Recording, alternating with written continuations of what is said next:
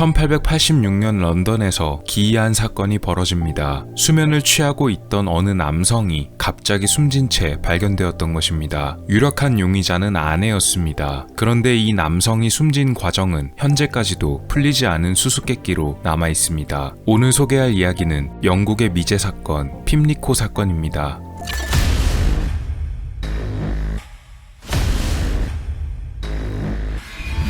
토마스 에드윈 바틀렛은 런던의 핍리코에 사는 부유한 식료품 상인이었습니다. 그에게는 10살 연하의 아내가 있었는데요. 그녀의 이름은 애들레이드 바틀렛이었습니다. 영국이 아닌 프랑스 출신이었으며 역시 부유한 집안 출신이었던 것으로 보입니다. 이 부부에게는 친하게 지내는 한 사람이 있었는데요. 그의 이름은 바로 조지 다이슨이었습니다. 그는 근처 교회의 목사이자 애들레이드에게 영어를 가르쳐주기도 했습니다. 그런데 이 셋은 기묘한 관계를 유지하고 있었습니다. 아내인 애들레이드가 자신의 가정교사였던 조지와 연인 관계로 발전해 서로 사랑하는 사이가 됐는데요. 놀랍게도 남편 토마스가 이를 허락했다는 것이었습니다. 아마도 이것은 당시 남편이었던 토마스가 건강이 그다지 좋지 않았기 때문으로 보이는데요. 그는 자신의 주치의로부터 얼마 살지 못할 것이라는 이야기를 들었다고 합니다. 그래서 자신이 일찍 세상을 떠나게 된다면 혼자 남아 미망인이 될 아내가 걱정이 되어 조지 목사와의 관계를 허락했던 것으로 보입니다. 실제로 그는 살아생전 작성했던 유언장에 아내에게 자신의 전 재산을 남겨주는 대신 재혼을 하면 안 된다는 조건을 넣었다가 나중에는 해당 조건을 삭제하기도 했습니다. 토마스는 살아생전 여러 가지 질병을 앓았는데 그중 치아가 특히 좋지 않았다고 합니다. 그는 어느 치과 의사로부터 치료를 받았는데 하필이면 그가 실력이 좋지 못한 돌팔이었습니다. 의사는 토마스에게 의치를 박아 넣어야 된다며 멀쩡한 치아를 전부 뽑아내고 잇몸 뼈까지 톱질을 해버리는 만행을 저지릅니다. 이로 인해 토마스는 입 안에 큰 상처를 입게 됐고 입과 턱을 비롯한 얼굴의 전반부가 심각하게 감염되고 말아버립니다. 이때부터 토마스는 통증을 완화시키기 위해 마취제의 일종인 클로로포름을 처방받았는데요. 잇몸의 통증을 완화시키면서 마취의 효과로 숙면도 취할 수 있게 해줬습니다. 사건은 1886년 1월 1일에 벌어졌습니다. 그날 아침 새벽 4시 바틀렛 집안에서 일하던 하녀는 애들레이드가 부르는 소리에 잠에서 깼습니다. 그녀는 계단에서 내려와 소리를 지르고 있었습니다. 그녀는 당장 주치의였던 알프레드 리치 박사와 조지 다이슨 목사를 급하게 불러달라고 요청합니다. 남편 토마스의 상태가 이상하다는 것이었습니다. 하녀의 연락을 받고 집으로 도착한 주치의와 목사는 침대 위에 토마스가 이미 숨진 것을 목격합니다. 아마도 애들레이드가 발견했을 때부터 이미 의식을 잃고 사망한 것으로 보였습니다. 애들레이드는 남편이 전날 브랜디를 과음했으며 아무런 소리도 내지 않고 잘 자길래 오랜만에 숙면을 취하는가 보다 하고 생각했으나 일어나 보니 이미 그가 의식을 잃은 것으로 보였다고 말합니다. 급작스런 의문사로 인해 경찰의 수사가 진행됐고 그가 원래 건강이 좋지 않다는 진술이 있었지만 아무래도 상태가 이상해 보인다는 소견 때문에 결국 부검을 하기로 결정되었습니다. 부검 결과 위장 속 내용물에서 치명적인 독이 검출됐습니다. 그것은 바로 토마스가 의사로부터 처방받았던 마취제인 클로로포름이었습니다. 이 클로로포름은 일반적으로 소량의 마취제로 쓰이지만 대량으로 섭취하게 될 경우 매우 치명적인데요. 위장 속에서 발견된 용량은 무려 100g이 넘어갔습니다. 클로로포름만 들어있었던 것은 아니었고 아마도 브랜디로 추정되는 알코올과 섞여 있었습니다. 실제로 부인의 진술대로 침실에 있는 테이블 위에 빈 브랜디병이 놓여 있었습니다. 처음에는 토마스가 클로로포름에 너무 의지하게 된 나머지 실수로 술에 이것을 섞어서 마시게 되었고 과용으로 인해 목숨을 잃은 것으로 간주되었으나 당시 검시관이었던 브렉스턴 힉스의 의견은 달랐습니다. 그는 이 사건이 비극적인 사고가 아니며 부인이었던 애들레이드의 소행이었을 것이라 주장합니다. 왜냐면 클로로포름을 술에 섞어 이렇게나 많이 마셨다면 엄청난 고통이 동반되었을 것이 분명한데 그가 침대에서 비명도 지르지 않고 숨졌다는 점은 누군가 목구멍이나 식도를 거치지 않고 강제로 위장 안에 집어넣었다는 뜻이었기 때문입니다. 결국 경찰에서 주변인을 상대로 수사를 진행하게 됐습니다.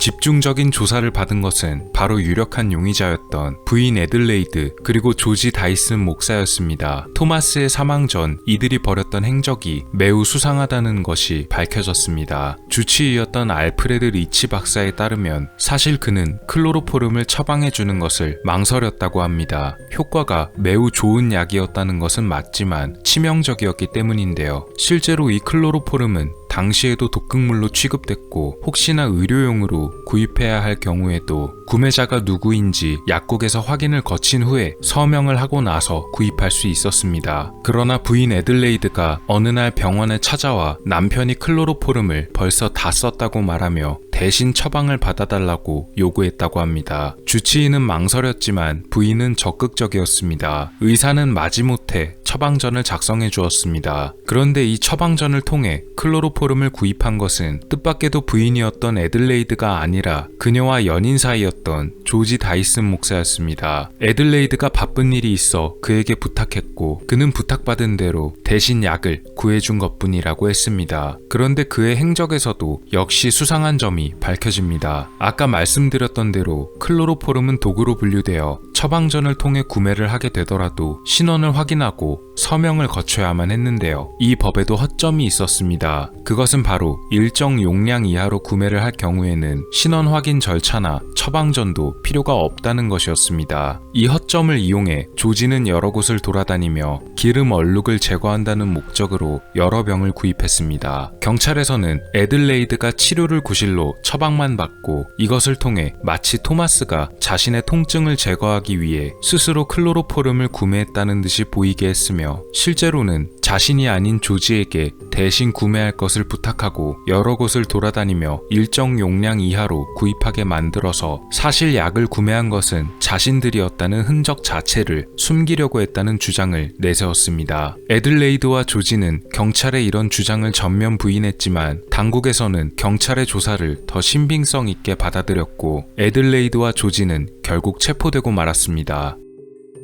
재판은 1886년 4월에 열리게 되었습니다. 애들레이드와 조지는 나란히 법정에 서게 되었는데 검찰에서는 조지에 대해 무혐의라는 입장을 냈고 그는 즉시 기소 취하되었습니다. 그를 검찰 측의 증인으로 쓰기 위함이었습니다. 검찰에서는 경찰의 조사로 인해 밝혀진 점을 통해 부인이었던 애들레이드가 가장 유력한 범인이며 클로로포름을 강제로 먹여 독살시킨 것이라고 주장합니다. 반대로 애들레이드의 변호인 측에서는 그녀가 클로로포름을 대리 처방받은 것은 사실이지만 어디까지나 남편의 통증을 덜어주기 위함이었으며 고의적인 범죄가 아닌 사고였다고 주장합니다. 검찰에서 내세운 주장은 이렇습니다. 애들레이드는 사건 전날 밤 남편 토마스에게 브랜디를 마시게 해서 한껏 취하게 만들어버린 다음 자고 있는 그의 입을 벌려 클로로포름을 부어 넣었다는 것. 그러나 검찰의 이런 주장에 대해서 애들레이드의 변호인 측은 이런 반론을 내놓습니다. 바로 토마스의 또 다른 검시 기록을 통한 사실이었는데요. 클로로포름은 일반적으로 사람이 입을 통해 섭취하면 목구멍이나 후두에 닿을 경우 화상을 입힌다는 것이었습니다. 그러나 토마스의 부검 결과에는 그러한 화상의 흔적이 전혀 발견되지 않았습니다. 검찰에서는 호스 같은 것을 이용해서 강제로 목구멍 안까지 집어넣은 다음에 액체를 부어넣은 것이라고 주장하였지만 실질적으로는 굉장히 어려운 방법이었는데요. 왜냐면 당시에도 고무 호스가 있기는 있었지만 상당히 표면이 거칠었고 강제로 호스를 목구멍 안까지 집어넣었다면 마찰로 인한 상처가 남았을 텐데 그런 흔적도 없었기 때문입니다. 그렇다면 도대체 토마스의 몸 안에 들어있던 100g이 넘어가는 치명적인 클로로포름은 어떻게 해서 그의 몸 안에 들어가게 되었던 것일까요? 변호인 측에서는 이것을 단순한 사고라고 주장합니다. 그는 새해 전날 저녁을 기념하기 위해서 자기 전 브랜디를 마셔 거나하게 취한 상태였으며 자다가 일어나 목이 말라서 머리맡에 물을 마시려다가 하필이면 물병이 아니라 클로로포름이 담긴 병을 집게 되었고 이것을 물로 착각해 단숨에 마셔버렸다는 것입니다.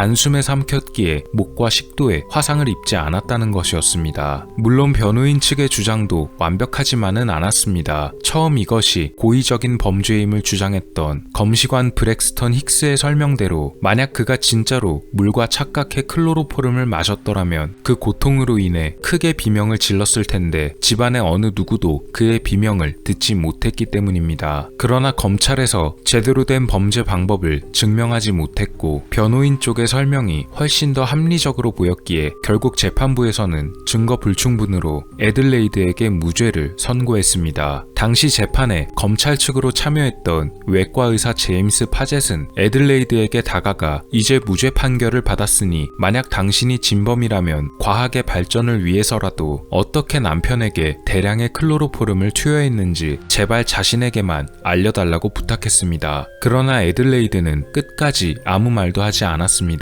결국 지금까지도 이 사건은 사고인지 타살인지, 그리고 타살이라면 어떻게 해서 그 많은 양의 독을 흔적도 없이 체내에 집어넣었는지 의문으로 남게 되었습니다.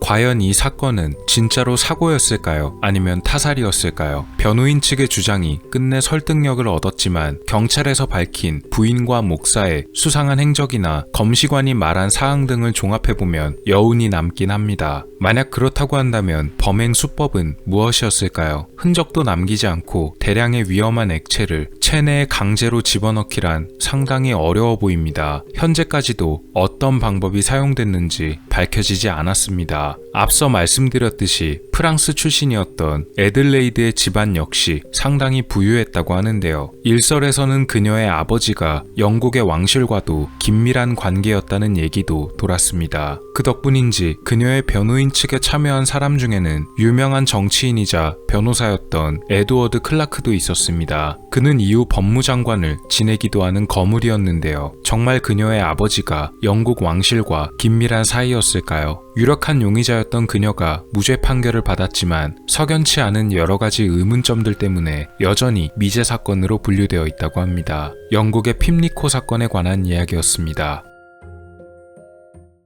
오늘 미스터리 어떠셨나요? 여러분의 구독과 좋아요의 힘으로 다음에도 재밌는 미스터리로 찾아오겠습니다. 미스터리 큐브였습니다. 감사합니다.